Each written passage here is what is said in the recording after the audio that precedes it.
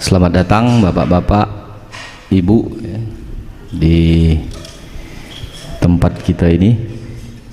Sebelumnya saya ucapkan terima kasih kepada MABM khususnya yang telah bersedia membantu kami untuk mengundang Bapak-bapak dan Ibu-ibu yang saya hormati, Bapak Kiai Mangkunegri beserta para undangan.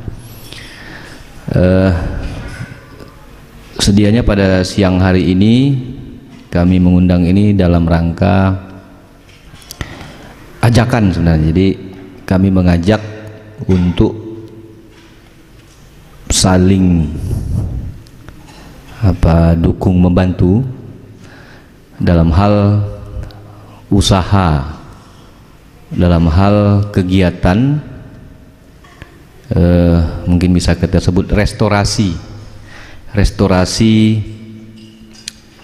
penegakan amr Islam. Seperti kita ketahui, dalam khususnya saya ya, semenjak saya lahir sampai hari ini saya hidup dalam sistem bermasyarakat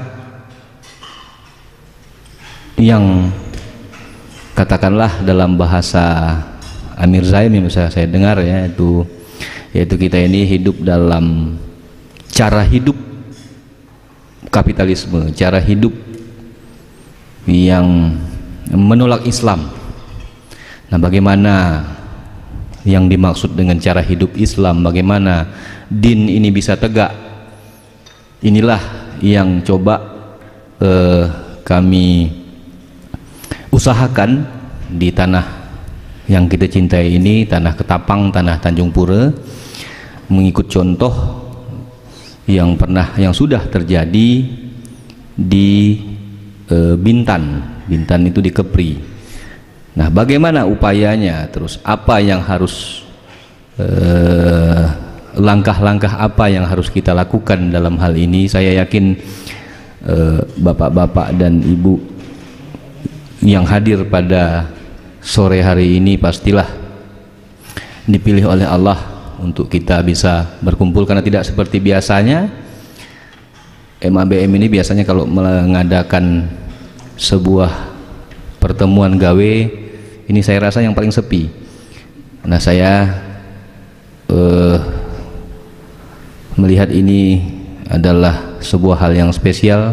Dengan demikian kita bisa mungkin berdiskusi nanti Mir ya, berdiskusi tentang apa-apa yang penting untuk kita lakukan untuk keluar dari kehinaan, katakan kehinaan cara hidup yang telah kita jalani ini. Untuk lebih jelasnya saya meminta Amir Zaim Saidi datang kemari untuk memberikan penerangan kepada saya tentunya dan kepada kita semua. Untuk itu saya persilakan kepada Amir Zaim. A'udzubillahi minasyaitonirrajim. Bismillahirrahmanirrahim. Asyhadu an la ilaha illallah wa asyhadu anna Muhammadar Rasulullah. Wa la haula wa la quwwata illa billah. Assalamualaikum warahmatullahi wabarakatuh. Waalaikumsalam. Pertama saya ucapkan terima kasih kepada Yang Mulia Kiai Mangkunegri Haji Markas Effendi atas kesempatan yang diberikan pada saya melalui Bang Yasir untuk hadir di Ketapang ini. Tentu bukan tanpa sebab. Jadi Allah SWT yang membuat majelis ini terjadi, dan karena itu kita bersyukur. Dan memang kita sekarang ini hidup dalam satu ambang perubahan zaman. Jadi Ibnu Khaldun mengatakan bahwa zaman itu akan berubah setiap 3 generasi, dan satu generasi disebutkan dalam Al-Quran itu kira-kira 40 tahun. Jadi setiap 3 generasi itu satu asobiah dalam bahasa Ibnu Khaldun, atau dalam bahasa kita sekarang ini ideologi itu akan runtuh. dan itu direkam oleh Ibnu Khaldun berdasarkan sejarah yang panjang sekali. Nah, asobiyah atau ideologi yang hidup hari ini yang membuat kita menjalani kehidupan seperti kita jalani hari ini, itu adalah yang disebut sebagai nasionalisme atau ateisme sebetulnya. Nah, nasionalisme itu dimulai oleh sebuah gerakan di abad ke-17 dengan apa yang kita sebut sebagai revolusi Perancis, di mana intinya ideologi yang hidup hari ini yang kemudian mewujud dalam nasionalisme dalam bentuk apa yang disebut sebagai dulu namanya negara bangsa, adalah disingkirkannya Tuhan dalam kehidupan yang kita kenal sebagai sekularisme atau pada dasarnya ateisme, atau dalam istilah lain humanisme, yaitu satu keyakinan bahwa kita bisa selesaikan masalah hidup ini dengan akal pikiran kita sendiri. Karena itu wahyu Tuhan tidak ada tempatnya. Nah, di Eropa dimulai dengan kemudian dihabiskannya institusi yang menjaga wahyu Tuhan, yaitu gereja. Dan kemudian sistem politiknya diganti, di mana dulu gereja itu berdampingan dengan para raja-raja Kristen. Nah, itu dihapuskan, kemudian diciptakan sistem baru di mana yang berkuasa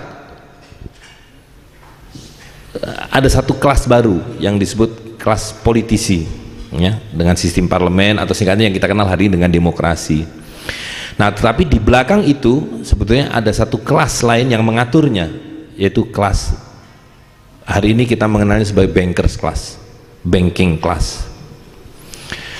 Dan ketika hukum Tuhan disingkirkan, semua diganti dengan hukum buatan manusia, dimulai dengan apa yang dikenal sebagai konstitusi, apa namanya, dasar negara dan seterusnya. Lalu seluruh undang-undangnya dibuat berdasarkan yang mereka bilang bahwa ini adalah kesepakatan sosial, kontrak sosial. Nah, teori-teori dari orang seperti Montesquieu, seperti Rousseau dan seterusnya yang kemudian diajarkan selama 300 tahun terakhir ini sampai ke zaman kita hidup. Nah, karena itu kita kemudian mengenal ya sistem kehidupan itu diatur dengan sistem yang kita hari ini hidup di dalamnya. Nah, tetapi dan kemudian di timur sistem itu mulai mencaplok dengan dihancurkannya Daulah Utsmani.